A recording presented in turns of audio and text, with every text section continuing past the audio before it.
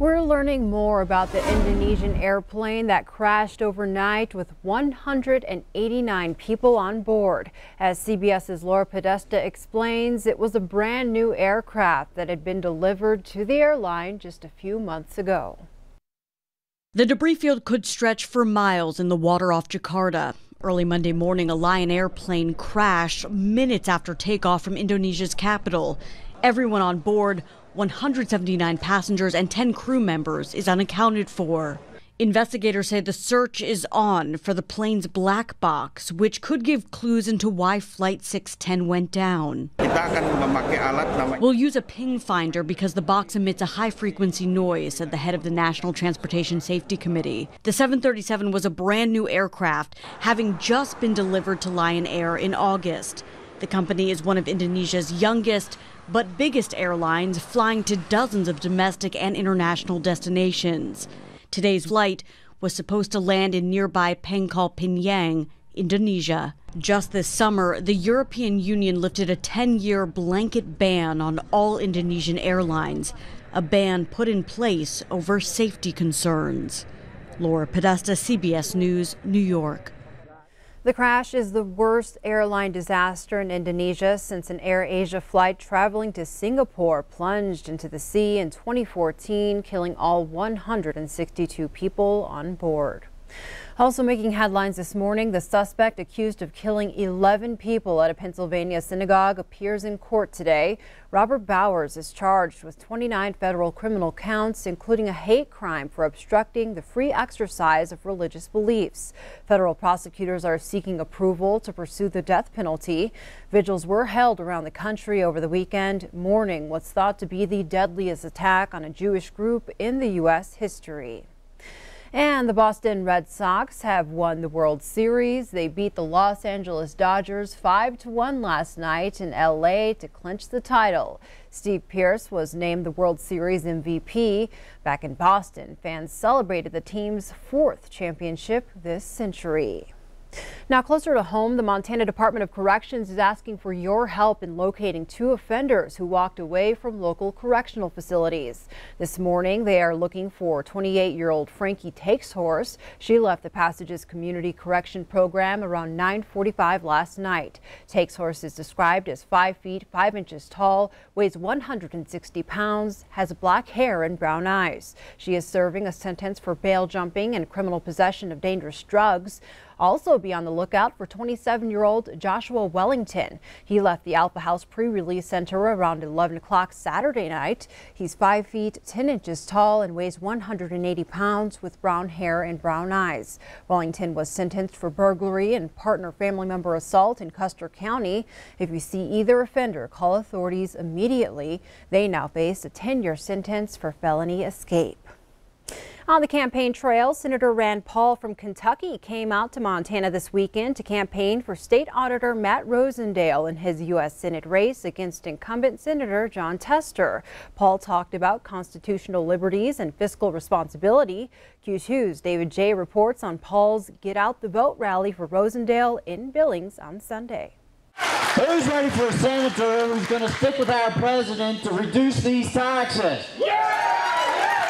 Who's ready to have a senator who's going to help our president enforce our border laws and secure our nation? State Auditor Matt Rosendale spoke for a short time, and then he introduced Senator Rand Paul. My friend, Senator Rand Paul.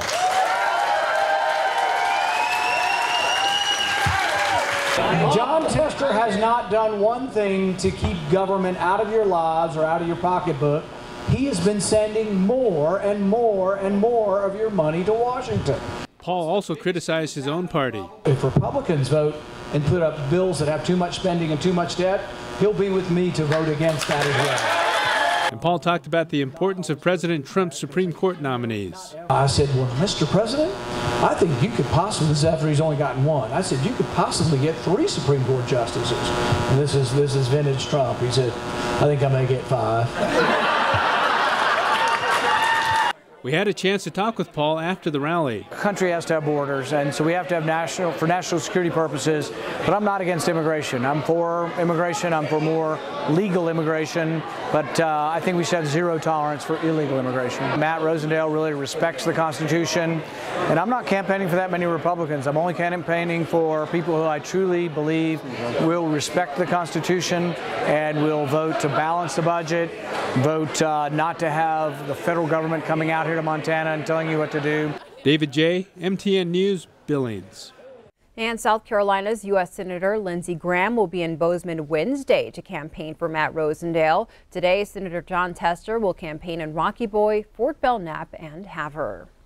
Elsewhere, a young man from Woodford, Montana is leaving his mark on agriculture, not by running the farm, but by filming it. MTN's Joe Huizinga explains how he started and why he keeps going.